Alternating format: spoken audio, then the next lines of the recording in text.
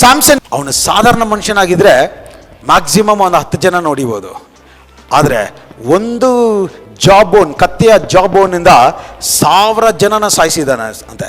ಈಗ ನನ್ನ ಪ್ರಶ್ನೆ ಏನಂದ್ರೆ, ಅವನು 1,00,000 ಜನ ಬಂದರು ಅಂದ್ರೆ ಸಾಯಿಸ್ತಾ ಇದ್ನ ಇಲ್ವಾ? ಯಾಕಂದ್ರೆ ಅವನ ಬಲ ಅಲ್ಲ, ಇದು ಅಭಿಷೇಕದ ಮಹಿಮೆ, ಇದು ಅಭಿಷೇಕದ ಸಾಮರ್ಥ್ಯ, ಇದು ಅಭಿಷೇಕದ ಶಕ್ತಿ. 1,00,000 ಅಲ್ಲ, 1,000,000 ಜನ ಇದ್ರು ಮಿಷಿನ್ ಗನ್ನಲ್ಲಿ ಹೊಡೆಯೋ ತರ ಹೊಡೆದು ಎಲ್ಲರನ್ನೂ ಬಿಸಾಕ್ಬಿಡ್ತಾ ಇದ್ದ. ನೀವು ಸಾಧಾರಣ ಜನ ಅಲ್ಲ, ನೀವು ವಿಶೇಷವಾದವರು, ನೀವು ಭಾಗ್ಯವಂತರು, ನೀವು ವಿಚಿತ್ರವಾದವರು.